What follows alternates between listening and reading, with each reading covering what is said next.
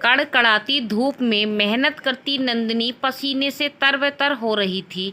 तभी खाना खाने की छुट्टी हुई। इतने शरीर तोड़ परिश्रम के बाद उसे जोरों की भूख लगी थी। आज माँ ने क्या साग भेजा होगा, सोचते हुए उसने अपना खाने का डिब्बा खोला। वह देखकर हैरान रह गई कि डिब्बे में प्याज और सूखी रोटी के सिवाय और कुछ भी नहीं था। नंदिनी गुस्से में लाल हो रही थी। उसने डिब्बे को वैसे ही वापस बंद कर दिया। तभी उसके बाजू में खाना खा रही सुमन ने अपने पास में खड़े लार टपकाते कुत्ते को देखकर उसके आगे एक सूखी रोटी फेंक दी। कुत्ता भी रोटी देख उसे सूंघकर अलग हो गया। उसे शायद बिस्किट की तमन्ना थी, जो इस वक्त उसके नसीब में नहीं थे। नंदिनी की भूख और गुस्सा दोनों ही अपनी चरम सीमा पर थे। वह उठी और वापस काम पर जाने लगी। तभी सुमन ने पूछा, क्या हुआ नंदिनी, खाना क्यों नहीं खा रही है? अरे बोली ना, क्या हुआ, सूखे टिक्कड़ भेजे हैं। माँ ने कैसे खाऊं? सूखे टिक्कड़ को देखकर तो वह कुत्ता भी भाग गया। फिर भला मैं कैसे खाऊं? अरे आजा, मेरे पास चटनी और थोड़ी साग भी है। खाएगी नहीं? सुमन तू खा ले, मेरा पेट भरा है। जाती हूँ काम पर। कड़ी धूप में पसीना बहाता रहा नंदिनी काम करती रही। सूरज को भी मानो उस समय पर दया आ गई, तो वह भी धीरे धीरे अपने तापमान पर नियंत्रण करके ढलने लगा। शाम होने आई। अपनी दहाड़ी पूरी करके नंदिनी जब शाम को घर पहुंची तो उसकी माँ ने पूछा, नंदिनी बड़ी थकी लग रही है, क्या बात है, आज काम ज़्यादा पड़ गया क्या? नंदिनी ने गुस्से में जवाब नहीं दिया। उसकी माँ ने अधिक ध्यान न देते हुए उसका डब्बा धोने के लिए उठाया और बाहर चली गई। डिब्बा खोलते ही उसमें देखा खाना तो जिसका तस रखा है। वह वापस आई और नंदिनी से पूछा, नंदिनी खाना क्यों नहीं खाया? इसलिए ऐसे लग रही है, मुंह उतर गया है, क्या हुआ है तुझको? और क्या खाती माँ? सूखी रोटियां, साग क्यों नहीं बनाई? इतना तो कमा कर लाती हूँ, खाने के लिए तो पैसे कम नहीं पड़ सकता। नंदिनी अब तो ऐसा ही खाना मिलेगा, माँ कहती है। यह क्या कह रही हो माँ, क्यों ऐसा खाना मिलेगा? एक ही दिन में महंगाई इतनी बढ़ गई कि साग लेने के लिए भी पैसे नहीं हैं। अरे नाराजी न दिखा, तेरे बापू ने तेरा ब्याह तय कर दिया है। बहुत अच्छा लड़का है, कमाता भी ठीक ठाक है। दहेज में उसके माँ बाप 1.5 लाख रुपया मांग रहे हैं। देना तो पड़ेगा, कोड़ी कोड़ी बचाएंगे तभी तो इकट्ठा होगा ना। 6-7 महीने का समय है। हमारे पास तब तक जोड़ना पड़ेगा। साहूकार के पास से थोड़ा कर्जा ले लेंगे। ये क्या कह रही हो माँ, इतना सारा दहेज मांग रहा है और तुम कह रही हो अच्छा लड़का है, उसे लड़की भी चाहिए और साथ में पैसा भी। मना कर दो, मैं ऐसे लड़के के साथ ब्याह हरगिज नहीं करूँगी। जिसकी नीयत में दहेज की दौलत हो, उसकी बाजू में ताकत नहीं है क्या अपनी जोरू को कमाकर खिलाने की? बापू बिस्तर पर है, तुमसे काम होता नहीं। तुम दोनों का क्या होगा? कर्ज का ब्याज भरते भरते जिंदगी बीत जाएगी। ये साहूकार भी कम लालची नहीं होते।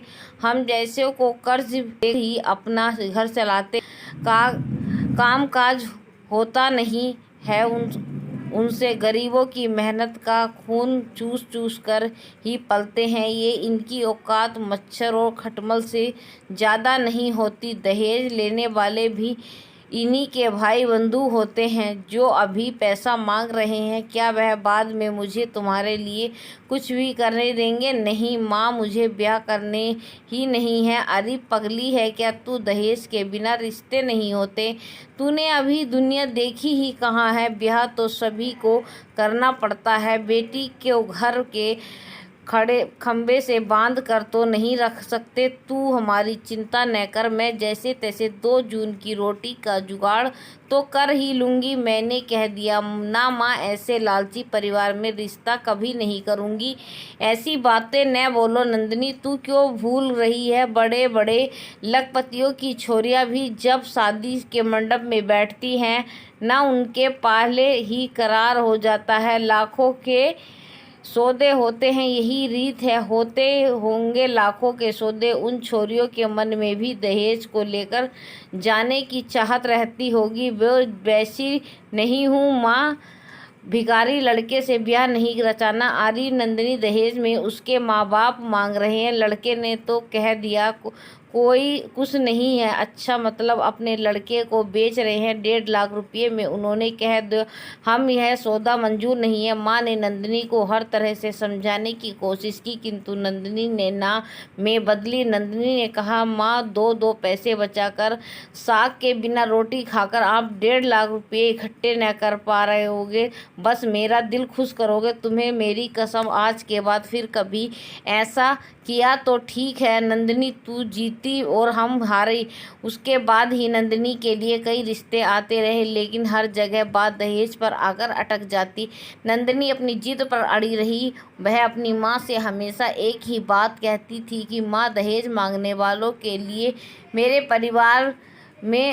परिवार में तो केवल आता है, एक तो यह है कि लालची है और उसका लालच कभी भी ख़त्म नहीं होगा, और दूसरी ये कि भिखारी है, अपने दम पर कमाने की शायद उसकी औकात ही नहीं है। माँ, उनके लिए मेरे मन में मान सम्मान कभी नहीं आता। तुम ही बोलो, क्या ऐसे परिवार या ऐसे लड़के से रिश्ता मैं क्यों जोड़ूं जिसका मैं आदर ही न कर पाऊं? मुझे मेरे बापू और माँ की थाली में सूखी रोटी और प्याज नहीं भी चाहिए तो मैं ऐसे लड़के से ब्याह करूंगी जो बिना दहेज के लिए मुझसे विवाह करे और मुझे मेरे माँ बाप के लिए रोटी के साथ साथ साग का भी जुगाड़ करने दे। सही होगा। मेरे पति वहम सुमन की नई शादी हुई, 4-5 दिन सास के साथ रही, फिर पति नीरज के साथ जहां उसकी नौकरी थी चली गई। 2 साल बाद ससुर रिटायर हो गए तो वो और सास भी सुमन और नीरज के साथ जाकर रहने लगे। सुमन पूरा दिन सास ससुर की ज़रूरतों का ध्यान रखती, जैसे उसके मायके में उसकी सास उसकी दादी का ध्यान रखती थी। पर एक दिन सुमन ने सुना सासू माँ ससुर जी से कह रही थी कि सुमन हमें दृढ़ में पानी मिलाकर देती है। सुमन ने इसका हल निकाला तो उसके बहाने से सारा दूध का पीला सासू माँ के पास ले जाती है और वहीं उसमें डाल कर देती है। फिर एक दिन सासू माँ फ़ोन पर अपनी बेटी से कह रही थी कि यह सुमन हमें देसी घी बहुत कम डाल कर देती है, बस ऊपर ऊपर दिखावा कर देती है। सुमन अगले ही दिन पूरा देसी घी का डिब्बा सासू माँ के कमरे में रख दिया, वह कहकर कि मैं कई बार घर पर नहीं होती तो आपको ढूंढने की दिक्कत नहीं होगी, दूसरा रख दूंगी। और कुछ दिन बाद सासू माँ ससुर से कह रही थी कि नीरज इतना फल लाता है, हमें तो थोड़ा सा देती है, सारा खुद ही खा जाती होगी। सुमन ने सुना और अगले दिन फ्रिज सास ससुर के कमरे में रखवा दिया। कहने लगी आपको पानी दूध फल लेने के लिए इतनी दूर नहीं जाना पड़ेगा। इस उम्र में आपको वहाँ तक जाने की दिक्कत होती है। मैं तो यही से सोच ले आई करूँगी कि सुमन के जाने के बाद ससुर बोला अब तो ठीक है, सब कुछ तेरे कमरे में रख दिया। सुमन ने यह सब कुछ ठीक है जी, पर मुझे शक है कि गड़बड़ तो करती है ही होगी, आखिर बहू है, गड़बड़ वह नहीं करती, गड़बड़ तेरे दिमाग में है, क्योंकि तू खुद जैसी बहू रही वैसी अपनी बहू के बारे में सोच रही है। वहम का इलाज तो लुकमान हकीम के पास भी नहीं था। ससुर बोले जा रहे हैं और सासू की अंतरात्मा उनसे कह रही थी कि शायद यही सत्य है।